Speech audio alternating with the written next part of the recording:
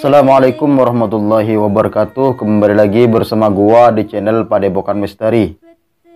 Selamat malam dan selamat tidur nyenyak. Semoga kalian diberikan mimpi-mimpi yang indah. Dan bagi kalian yang sudah menonton video ini, semoga kalian diberikan kesehatan, kelancaran rezeki, dan dipanjangkan umurnya. Amin amin ya rabbal alamin. Kali ini saya belum melanjutkan cerita yang merupakan kelanjutan dari Kelamin Suamiku Membusuk, karena cerita itu masih direvisi. Tapi gue akan membacakan sebuah pengalaman-pengalaman horor yang tidak kalah serunya, tidak kalah seremnya, yang mana cerita ini ditulis oleh salah satu teman-teman Padepokan Misteri. Dimana ceritanya, yuk kita simak. Ini cerita pertama kali saya bertemu makhluk gaib dan terjebak di kampung orang Bunian. Pada tahun 2012, tepatnya bulan Februari, seperti biasanya kami berkumpul di lapangan bola bermain bola, bercandaria bersama teman-teman yang lain. Dan saat itu sudah mau maghrib, kami semua menyudahi permainan dan pulang masing-masing.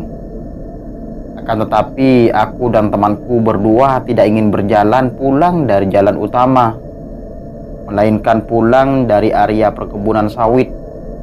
Pada saat kami berjalan berdua, pas azan maghrib, tiba-tiba suasana di sini agak gelap gulita seperti mau hujan.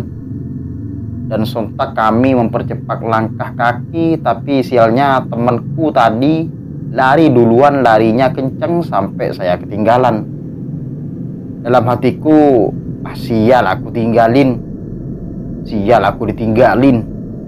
Aku juga terus berlari dan tiba-tiba aku kesandung batu dan terjatuh.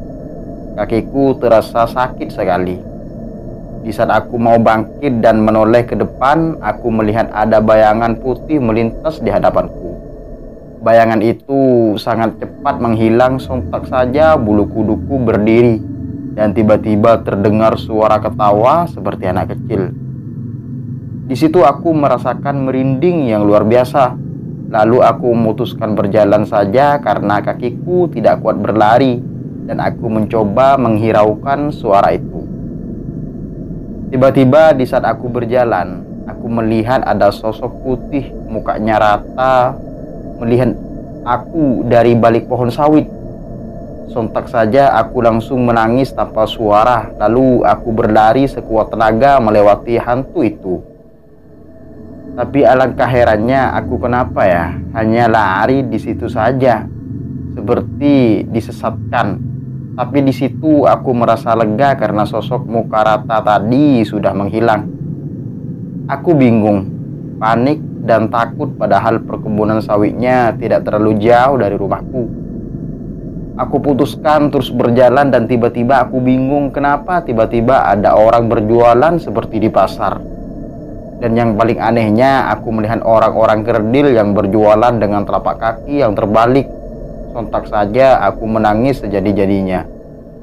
Lalu tiba-tiba aku berhenti nangis karena mereka semua menatapku dengan tatapan tidak senang melihat kehadiranku.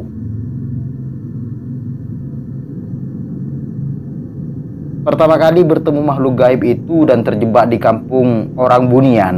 Di situ tanpa berpikir panjang aku langsung lari putar balik sambil menangis ketakutan. Tapi sialnya, aku kembali lagi menemui pasar Bunian itu. Jadi dia tersesat di suatu kampung. Di suatu kampung tersesat. Hal yang paling aku takutkan dan bikin aku trauma sampai sekarang terjadi. Ada seorang Bunian yang menepuk pundakku dengan kuat. Langsung saja aku menoleh ke belakang dan melihat dengan jelas raut muka orang Bunian yang berkerut. Seperti nenek-nenek yang udah tua dengan mata melotot. Langsung saja aku menutup mata dengan kedua tanganku sambil menangis dan berteriak, "Pergi, pergi, sana kau. Aku mau pulang." Setelah aku berteriak seperti itu, tiba-tiba aku mendengar suara keramaian warga memanggil namaku dan membunyikan kentongan. Jadi di kampung itu ada suara kentongan kayak zaman dulu itu ya. Seperti halnya kelenangan itu.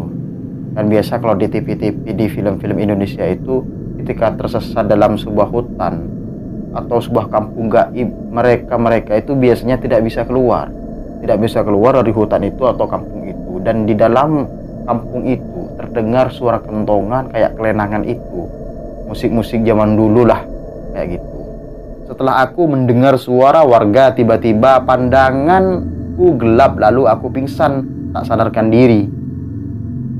Setelah sadar, rupanya aku sudah berada di rumah dan orang tuaku bercerita, aku ditemukan di balik pohon beringin besar di samping kuburan, sedang pingsan tanpa pakaian.